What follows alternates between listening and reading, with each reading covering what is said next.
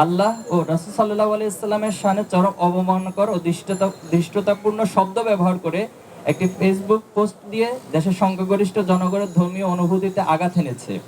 গত ১ জানুয়ারি বরগুনা পাথরঘাটায় পূর্বশত্রুতার জেরে যুবদল কর্মী ছাত্রলীগ সন্ত্রাসীদের হাতে খুন হন। মুক্ত চিন্তার নামে এদেশে ইসলাম বিদ্বেষী একটি গোষ্ঠী পরিকল্পিতভাবে ইসলামের বিরুদ্ধে বিদ্বেষ ছড়িয়ে সাম্প্রদায়িক সম্প্রীতিকে বিনষ্টের চেষ্টা করছে। সেই গোষ্ঠীর এক ক্রীড়ানক জাতীয় শিক্ষাক্রম ও পাঠ্যপুস্তক বোর্ড এনসিটিবি এর পাঠ্য বই সংশোধন ও পরিমার্জন কমিটির সদস্য।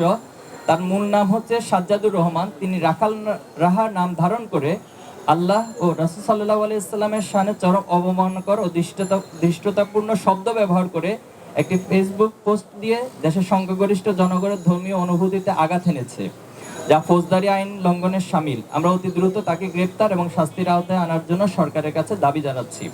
উপস্থিত সাংবাদিক বন্ধুগণ, পারস্পরিক সহযোগিতা ও ঐক্যবদ্ধ প্রচেষ্টার মাধ্যমে একটি সুখী, সমৃদ্ধি ও বৈষম্যহীন সবার বাংলাদেশ গঠন করা সম্ভব। এক্ষেত্রে রাষ্ট্রের চতুর্থ স্তম্ভ গণমাধ্যম ও জাতির বিবেক, সাংবাদিক কর্মীদের ভূমিকা অপরিহার্য। জুলাই অভ্যুত্থানের সকল পক্ষ এক মোহনায় মিলিত হওয়ার ফলেই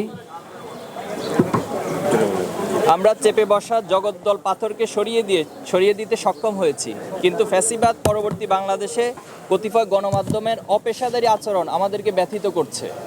কিছু কিছু সংবাদ আমাদের কাছে একপেশে বলে প্রতীয়মান হয়েছে।